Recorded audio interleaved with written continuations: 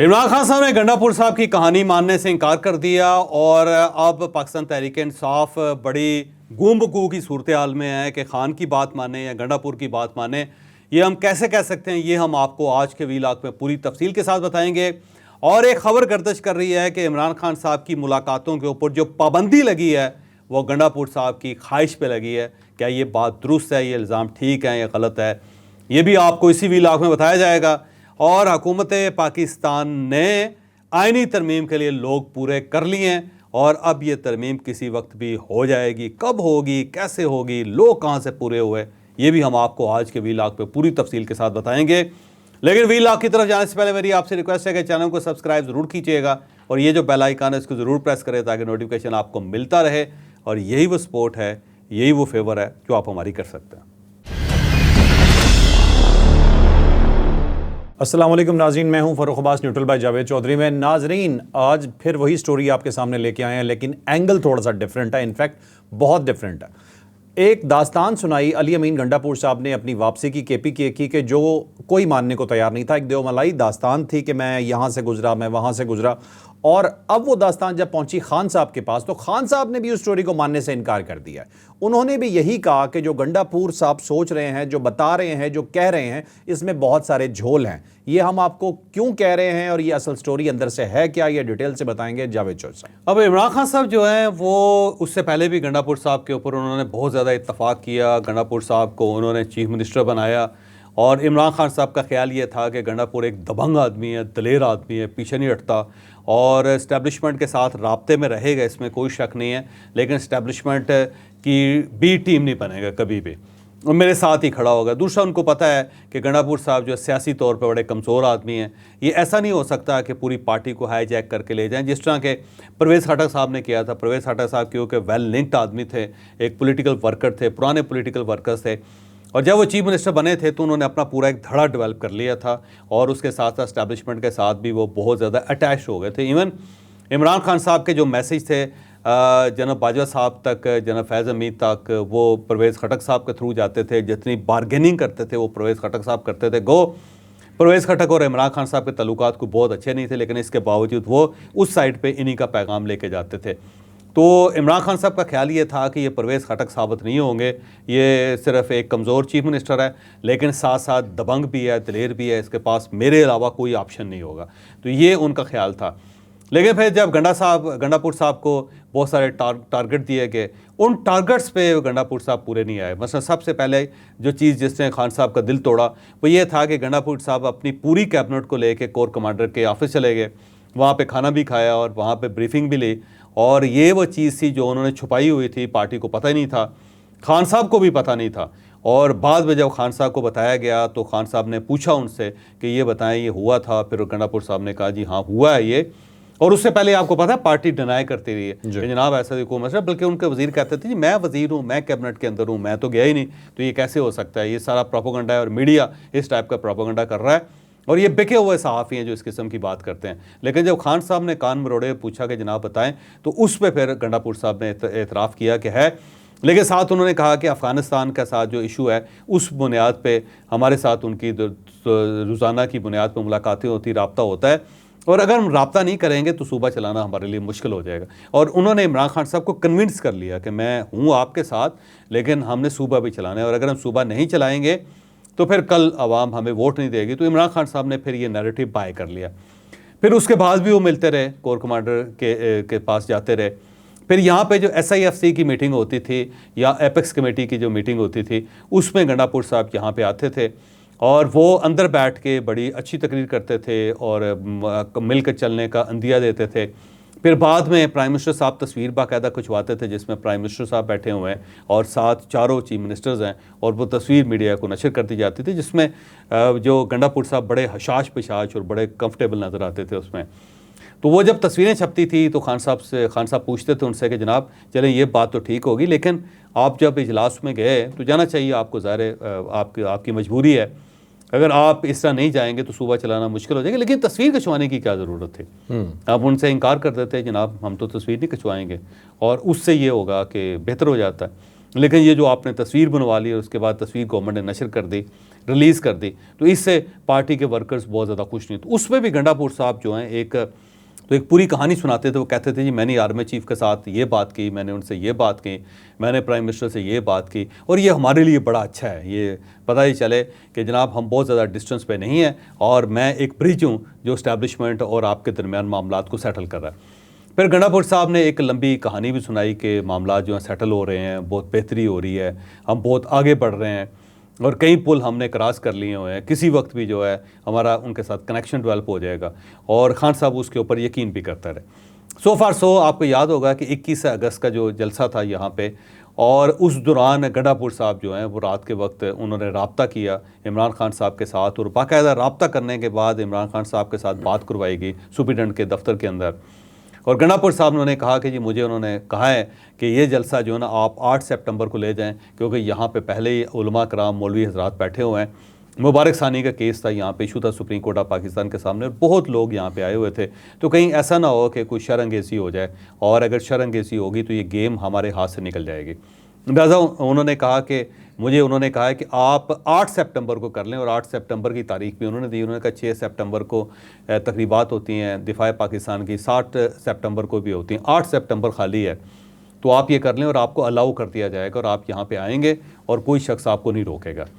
और उसके बाद फिर इमरान खान साहब ने कहा ठीक है मैं आज़म स्वाति से बात करूँगा, मेरे पास आज़म स्वाति साहब को भेजें। तो अगले दिन सुबह 7 बजे आज़म स्वाति साहब वहाँ पहुँच के 8:30 बजे 9 बजे उनकी मुलाकात हुई। आज़म स्वाति साहब ने बाहर जाके अनाउंस कर दिया, ये आपको पता होगा। और उसमें इमरान खान साहब और पाकिस्तान तहरीक इंसाफ बड़ी कंफर्टेबल हो गई कि अब हमारा राब्ता इस्टेब्लिशमेंट के साथ हो गया, अब ये गवर्नमेंट ज़्यादा देर नहीं चलेगी। उसके बाद जब 8 सितंबर की बारी आई तो सबके सामने था, पहले बड़ी मुश्किल से जगह मिली, अलबत्ता जगह दी गई, इस बार रोका नहीं गया उनको, और मवेशी मंडी जो थी उस संगजानी के करीब वहाँ पे जगह दे दी गई।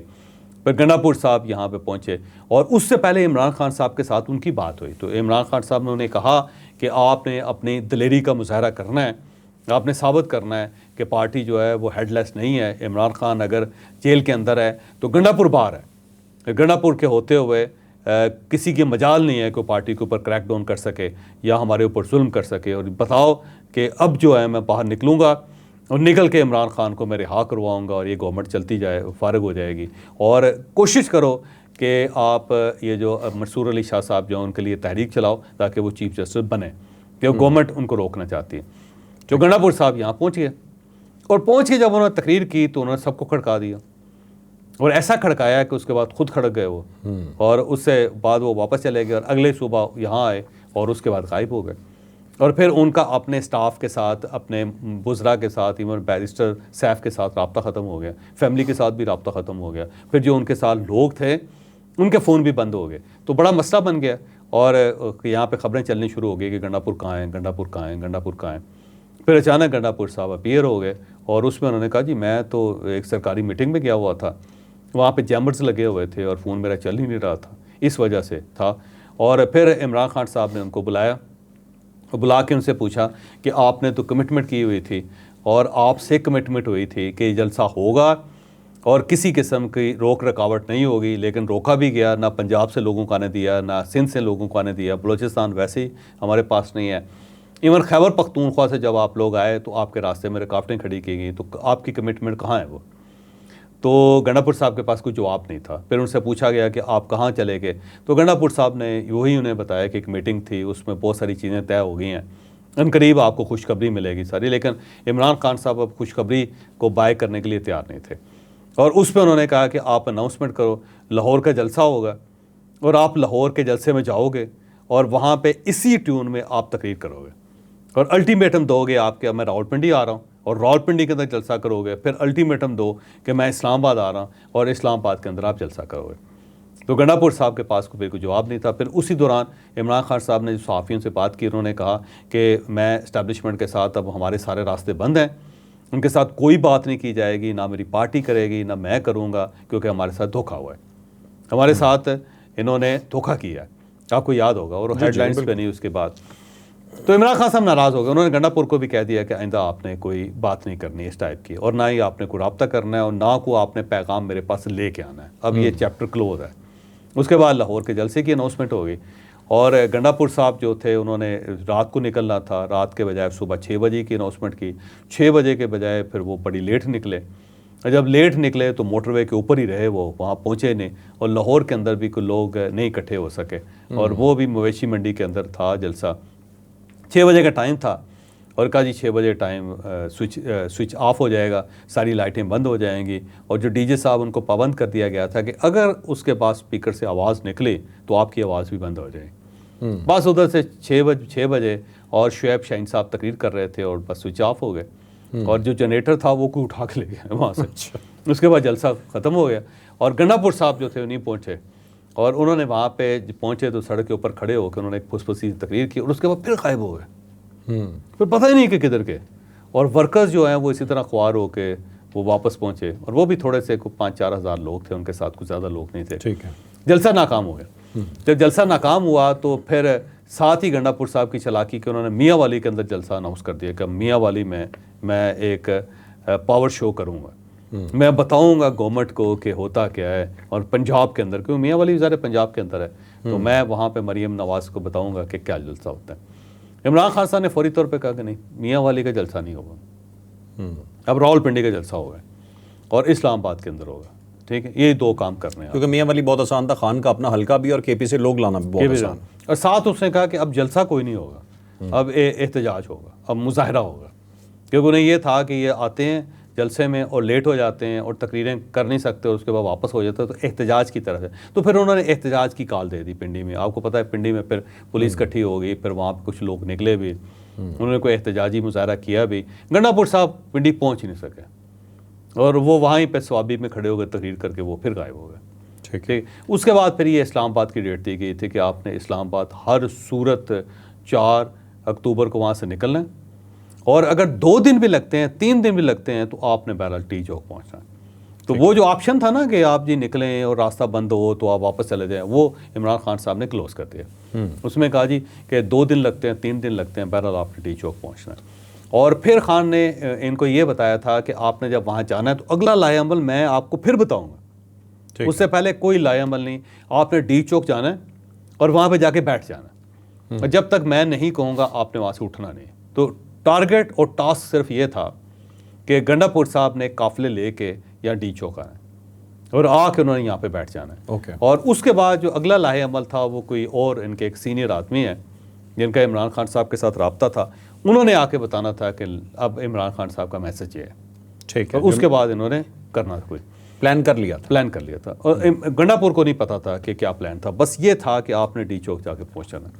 गंडापुर के पास ऑप्शन को नहीं था, गंडापुर साहब ने वही किया। अब इस दौरान जो पार्टी उसको अंदाज़ा हो गया कि अगर यहाँ पे MP MNA सेनेटर्स आएंगे तो उनके खिलाफ पर्चे हो जाएंगे, पुलिस उनको गिरफ्तार कर लेगी, रेंजर्स उनको ले जाएगी, इस बार फौज भी आ रही है, इस सब चीज़ों का पता था उनको।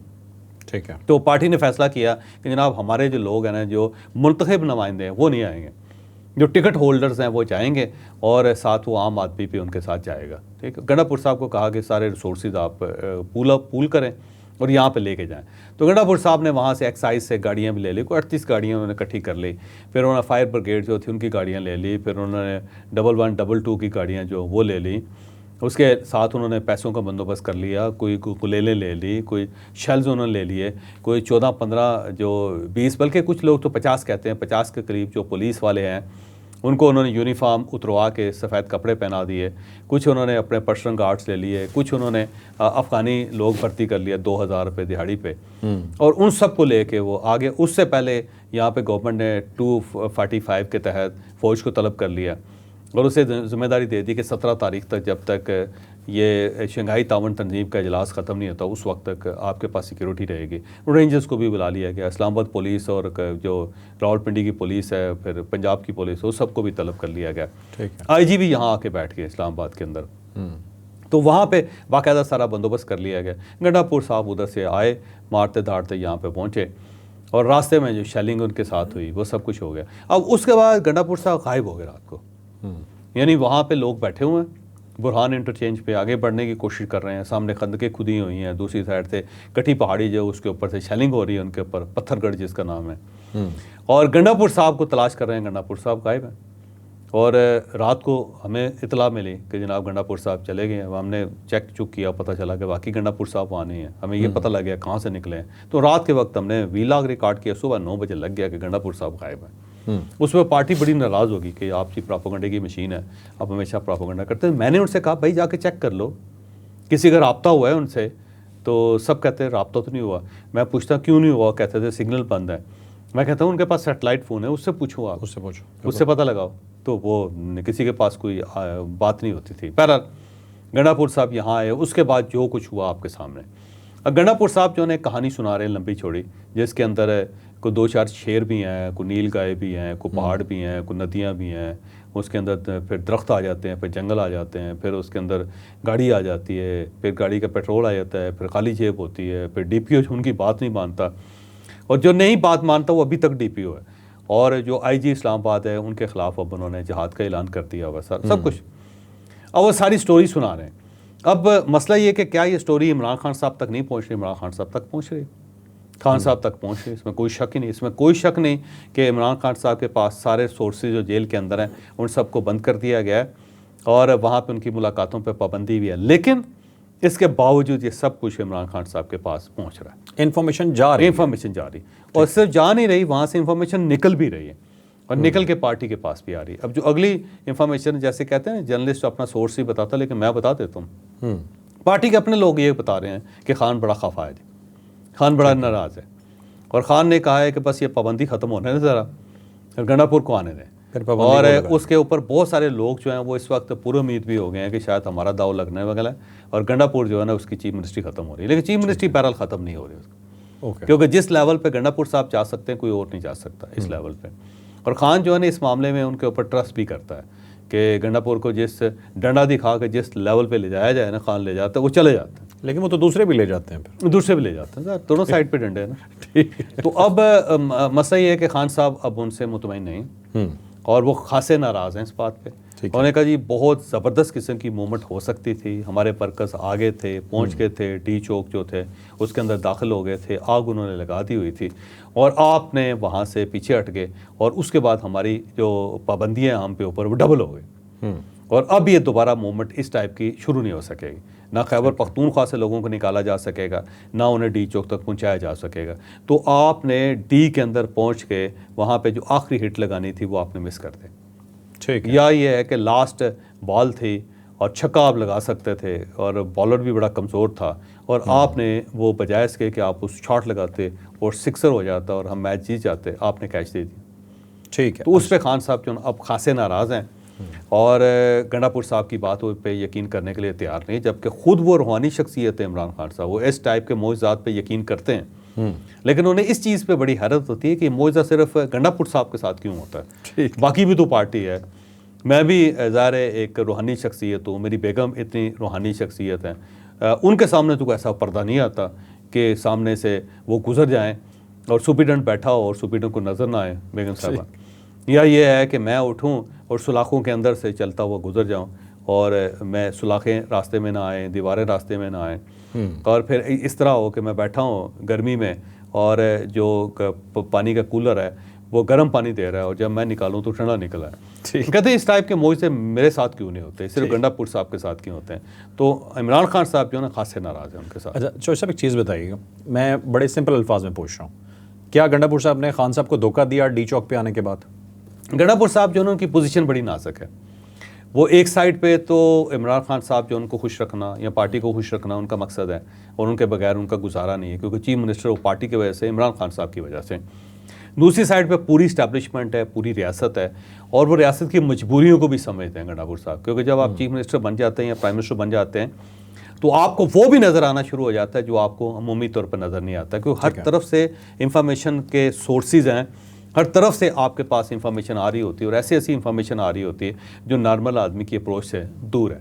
ठीक है। मसलन उन्हें पता है कि वहाँ पे अफ़गानिस्तान के अंदर क्या हो रहा है, वहाँ पे तालिबान क्या कर रहे हैं, तहरीक तालिबान पाकिस्तान वहाँ पे क्या कर रही है, वहाँ पे दाइश क्या कर रही है, वहाँ पे इंडिया क्या कर रहा है, PLA जो है ना वो क्या क्या कर रही है, और जो आम आदमी है खैबर पख्तूनख्वा का, उसकी क्या सूरत हाल है, रियासत कितनी इंपॉर्टेंट है हम सब के लिए, और अगर हमने इस सारे सिलसिले को बंद ना किया तो पाकिस्तान डिफ़ॉल्ट कर जाए। इस सारी चीज़ों का गंडापुर साहब को एहसास है। ठीक है। और जब गंडापुर साहब प्राइवेटली इस्टेब्लिशमेंट के साथ मिलते हैं या गवर्नमेंट के साथ मिलते हैं तो उनका रवैया कम्प्लीटली मुख्तलिफ होता है और सेंसिबल रवैया होता है। ठीक है। वो चीज़ों को अंडरस्टैंड भी कर रहे होते हैं, चीज़ों को अंडरस्टैंड करवा भी रहे होते हैं। लेकिन जब वो इमरान खान साहब के पास आते हैं, पार्टी के पास आते हैं, तो पार्टी का रंग ही निराला है।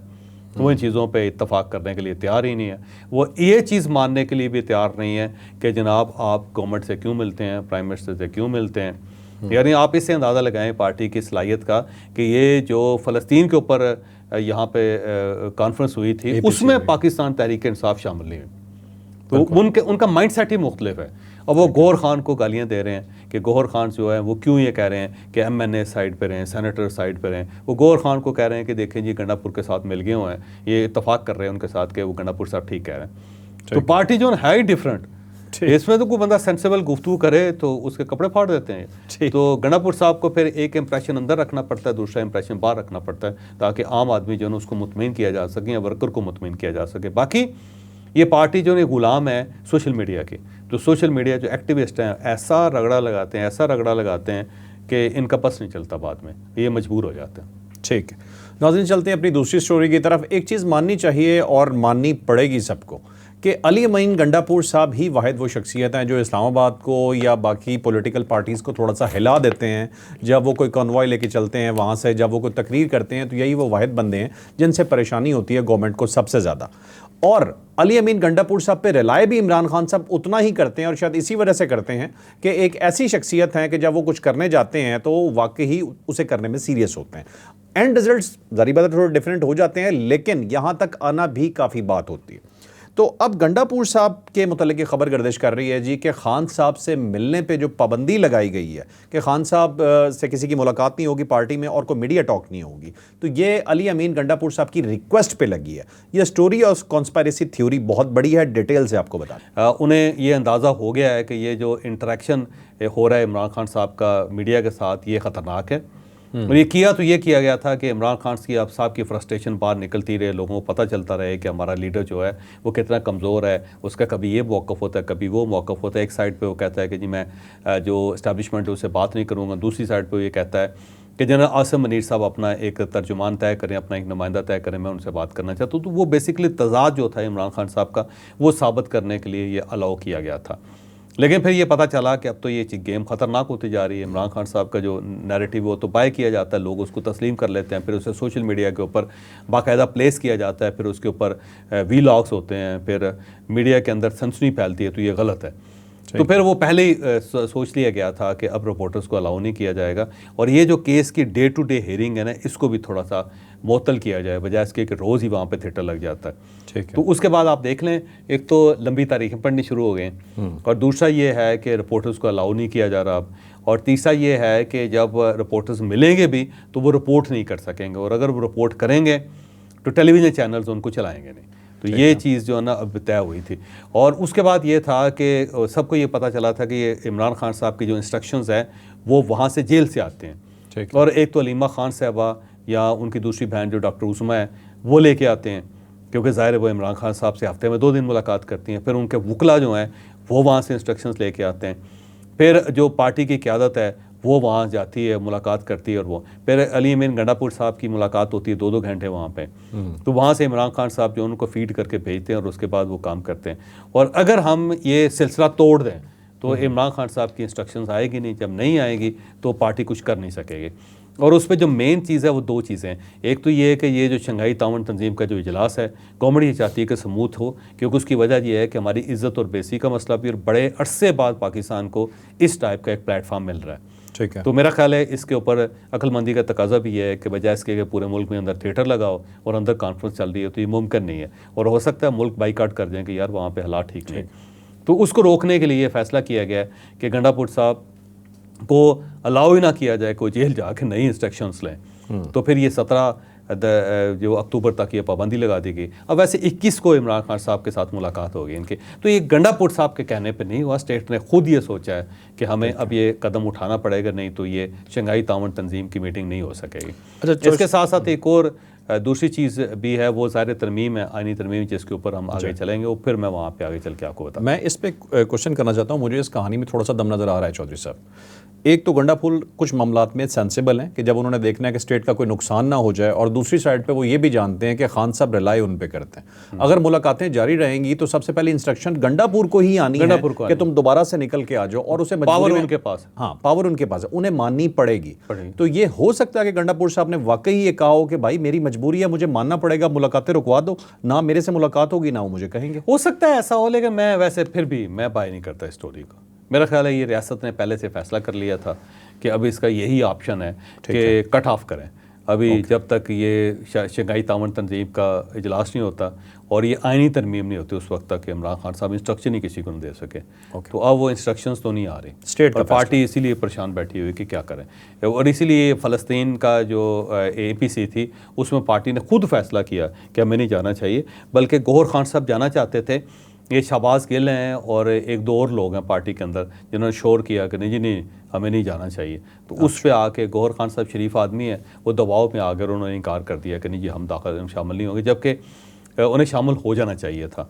वो अली ज़फ़र साहब को भेज देते, रऊफ़ हसन साहब को भेज देते, ये पर ही नहीं, होम्योपैथिक टाइप एक वफ्त इनकी तरफ पार्टिसिपेशन होनी चाहिए, पार्टिसिपेशन हो जाती तो फ़र्क कोई नहीं पड़ता था। तो लेकिन ये है कि वो प्रेशर में आ गए। जो इनकी मीटिंग हुई थी ना ऑनलाइन, उसके ऊपर तो लोगों ने रगड़ के रख दिया इनको, गौहर खान साहब को, कि जनाब आप जाएंगे तो इसका मतलब गवर्नमेंट को तस्लीम कर रहे हैं। भाई गवर्नमेंट को क्या तस्लीम करना है, गवर्नमेंट को तो वैसे ही मान रहे हैं, जब कौमी असम्बली को मान रहे हैं, वहाँ पे बैठ रहे हैं गवर्नमेंट के साथ, तो गवर्नमेंट तो है फिर। ठीक है, अब चलते हैं जी अपनी बिल्कुल व्लॉग के आखिर में। चौधरी साहब, आपने कहा तरमीम होने जा रही है, आपने कंफर्म किया ये खबर।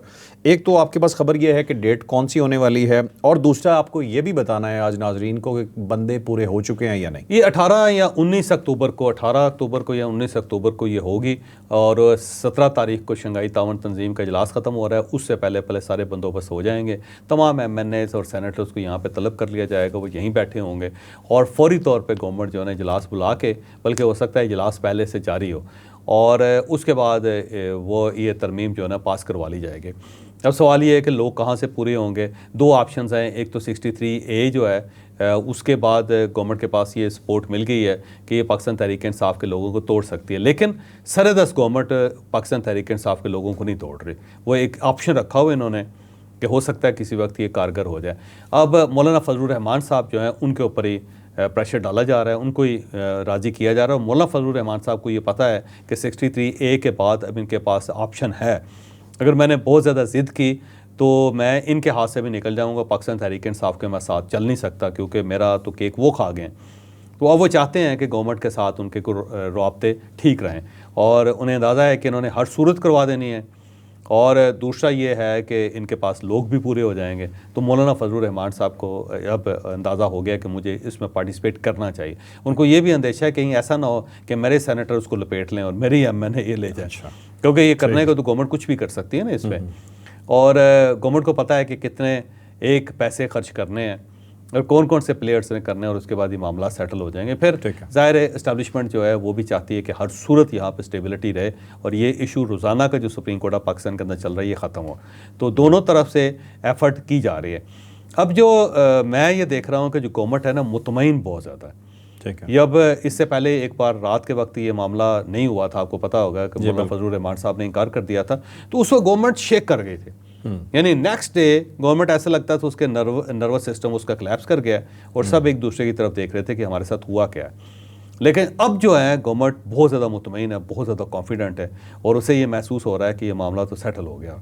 मुझे लगता है कि जो आज़ाद उम्मीदवार हैं ना, इनके पास को 8-9 आज़ाद उम्मीदवार हैं, वो सारे इन्होंने अपने पास काबू कर लिए हुए हैं। ओके। और इसके साथ साथ ये जो इलेक्शन कमीशन की मूवमेंट हो रही है ये भी बड़ी अलार्मिंग है कि अगर वो मखसूस सीटें ज़ाहिर है इलेक्शन कमीशन देने लगा इनको, स्पीकर साहब ने दूसरा ख़त लिख दिया, मीटिंग जो आज हो गई है इलेक्शन कमीशन की, अगर इलेक्शन कमीशन वो अलाट कर देता है तो उसमें बहुत ज़्यादा फ़ायदा हो जाएगा इनको। ये 2/3 मेजॉरिटी तो इनके पास हो जाएगी, और 7 आज़ाद उम्मीदवार हैं, और उन आज़ाद उम्मीदवारों को भी अगर इलेक्शन कमीशन एक पूल समझ के उनको भी कुछ एक्स्ट्रा सीटें दे देता है तो उसके बाद आप समझेंगे बस ये काम चल पड़ा ठीक और फिर इस तरमीम को पास करवा लेंगे। लेकिन तरमीम के अंदर एक चीज़ आई है कि मौलाना फजलुर रहमान साहब आईनी अदालत के लिए तैयार रजामंद है और मौलाना फजलुर रहमान साहब जजेस की अपॉइंटमेंट जो है उसका जो प्रोसीजर है तब्दील करने पे वो रजामंद हो गए हैं। ठीक है। कहते हैं सरेदस ये कर लें और उसके बाद जो बाकी तरामीम कर लें, तो मेरा ख्याल है गवर्नमेंट इस पर राज़ी हो जाएगी। सबसे पहले जो ताज़ा तरीन आग है उसको बचाने की कोशिश करेगी, आईनी अदालत बना के काजी फायज़ साहब को उधर शामिल कर देंगे, जजेस वो अपनी मर्ज़ी से उधर ले जाएंगे और अगर जस्टिस मंसूर अली शाह साहब उसके बाद चीफ जस्टिस बनते भी हैं तो उनके हाथ में कुछ नहीं होगा। तो ये गवर्नमेंट ने फैसला किया है, लोग इन्होंने बहरहाल पूरे कर लिए, होमवर्क पूरा हो चुका पूरा। ठीक है। हाफिज़ अरशद साहब का सवाल आया जी, वो गवर्नमेंट के हवाले से क्वेश्चन कर रहे हैं कि आप मशवरा दें गवर्नमेंट को कोई ये जो तमाम जलसे जुलूस होते हैं इसमें अवाम हुकूमत ऐसा क्या करे कि आम आवाम को तकलीफ ना हो। ये मसला ये है कि ज़ाहिर होना तो चाहिए पाकिस्तान के अंदर। मसलन ये जो जलसे जुलूस इस वक्त करते हैं, अगर लंदन के अंदर या अमेरिका के अंदर करके देखें ना, ज़रा कोई सड़क ब्लॉक करके देखें, कोई बिल्कुल ऐसी गुलेल बनाएंगे बंदे को कि उसके बाद चूँ नहीं कर सकेगा। लेकिन ये पाकिस्तान के अंदर अजीब सा है फिनामना कि कोई बंदा भी आता है सड़क ब्लॉक करके बैठ जाता है और फिर गवर्नमेंट खुद वहाँ पे कंटेनर्स लगा देती है। वो जो कह रहे थे वज़ीर ख़जाना के 190 अरब रुपया खर्च हो जाता है एक दिन में। भाई 190 अरब रुपया ज़ाया हो जाता है पाकिस्तान का, वो ज़ाया होता है, लेकिन उससे ज़्यादा आप ज़ाया कर देते हैं। 1000 अरब तो आप ज़ाया कर देते हैं क्योंकि एक दिन का प्रोटेस्ट होता है, 6 दिन पहले आप सड़कें बंद कर देते हैं, 2-4 दिन पहले बाद में बंद होती हैं, तो इतना ज़्यादा तो नुकसान आप कर देते हैं। तो गवर्नमेंट इसके अंदर जिम्मेदार है। मेरा ख्याल है लाज तो बनने चाहिए, लेकिन ये लाज इनको सूट नहीं करते क्योंकि जो आज की गवर्नमेंट है उसने अपोजिशन में आना होता है और अपोजिशन में आकर उसने भी वही काम करना होता है जो गवर्नमेंट कर रही होती है। तो मेरा ख्याल है शायद इन्होंने रास्ते अपने लिए खुले रखे हों। सज़ा और जज़ा के तसव्वुर की वजह से ये सब प्रॉब्लम है कि ना सज़ा होती है, इसीलिए लोग रुकते भी नहीं। ठीक। नाज़रीन, आपने आज का व्लॉग देखा, यकीनन बहुत इन्फॉर्मेटिव रहा होगा। लाइक शेयर सब्सक्राइब करना आपने नहीं भूलना। इजाज़त दीजिए, अल्लाह हाफ़िज़।